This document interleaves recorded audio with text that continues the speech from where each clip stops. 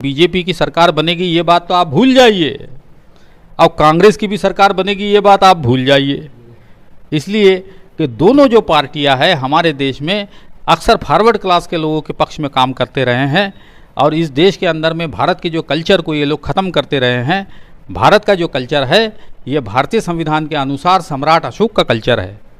सम्राट अशोक की संस्कृति, बाबा साहेब की विचारधारा, बुद्ध की विचारधारा का ये लोग प्रचार नहीं करते हैं, ये लोग युद्ध की विचारधारा का प्रचार करते हैं। इसलिए ये हमारे भारत के हित में कभी नहीं हो सकते और ना ही हमें इनसे कोई अपेक्षा है। देखिए, सामाजिक सौहार्द जो है, जो हमारा भारतीय भाईचारा है, उसको काफ़ी क्षति पहुंची है।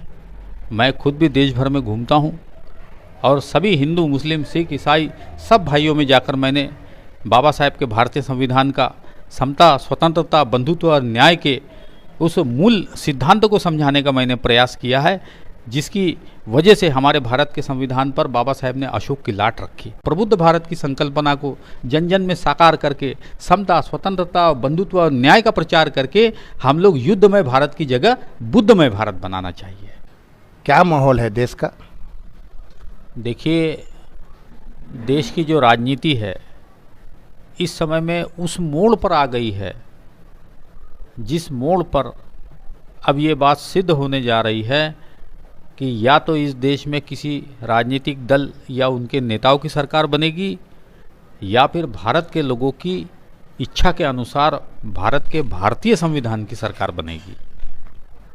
और मैं निश्चित रूप से कह सकता हूँ कि आने वाला जो समय है उसमें हमारे भारत के भारतीय संविधान की सरकार बनेगी और जो सबकी सहमति से बनेगी, ना कि किसी एक विशेष दल की बनेगी। ऐसा क्यों?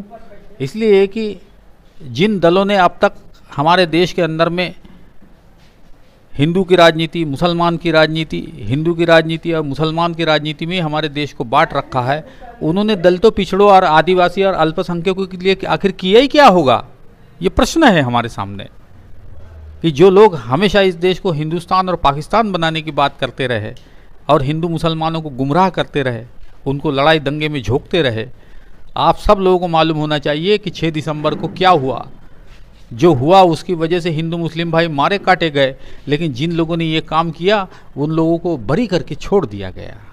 6 दिसंबर को ही बाबरी मस्जिद को शहीद क्यों किया गया, जबकि 6 दिसंबर को बाबा साहेब भीमराव अंबेडकर का पुण्यतिथि है? आपने सही, एक तीर से दो निशाना था क्या?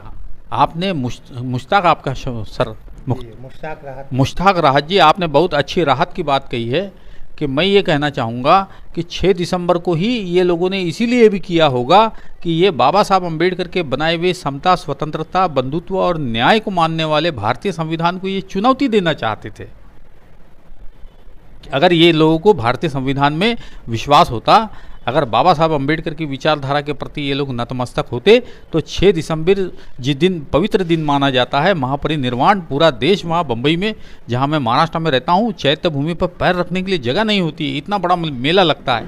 अब पूरा देश और सभी लोग वहाँ बाबा साहब को अस्थि कलश को नमन करने के लिए वहाँ आते हैं। ऐसे पवित्र दिन पर इन्होंने ऐसा घिनौना काम किया तो हम इन्हें भारतीय कैसे मान सकते हैं? आमतौर पर दोनों इलेक्शन में इस चुनाव को लेकर जो बातें हुई है कि भाई मशीन में हेरा फेरी करके ये चुनाव जीते गए हैं और सब लोगों ने इस बात को लेकर हल्ला गुल्ला और दुनिया का मतलब हुआ है।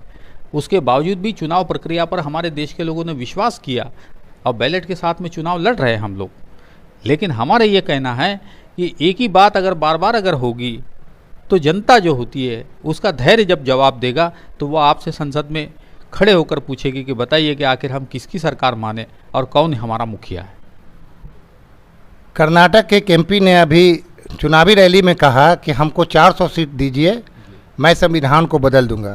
तो क्या संभव है, संविधान को बदला जा सकता है? हम ये कहते हैं कि हम भारत के लोग हैं, हम भारत के लोगों ने भारत का सबसे विद्वान और दुनिया का सबसे विद्वान, इतने मतलब यानी जिनके बारे में हमारे पास कहने के लिए भी मतलब शब्द कम पड़ते हैं, इतने बड़े महापुरुष को हम लोगों ने जन्म दिया है। भारतीय संविधान निर्माता ये बाबा साहेब अम्बेडकर के द्वारा बनाया गया भारतीय संविधान है, इसको कोई दुनिया की ताकत कभी भी ख़त्म नहीं कर सकती। कि भाषा ही संदेहास्पद है।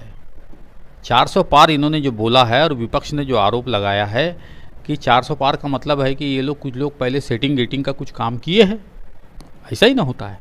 आमतौर पर दोनों इलेक्शन में इस चुनाव को लेकर जो बातें हुई है कि भाई मशीन में हेरा फेरी करके ये चुनाव जीते गए हैं, और सब लोगों ने इस बात को लेकर हल्ला गुल्ला और दुनिया का मतलब हुआ है। उसके बावजूद भी चुनाव प्रक्रिया पर हमारे देश के लोगों ने विश्वास किया और बैलेट के साथ में चुनाव लड़ रहे हैं हम लोग। लेकिन हमारा ये कहना है कि एक ही बात अगर बार बार अगर होगी तो जनता जो होती है उसका धैर्य जब जवाब देगा तो वह आपसे संसद में खड़े होकर पूछेगी कि बताइए कि आखिर हम किसकी सरकार माने और कौन है हमारा मुखिया।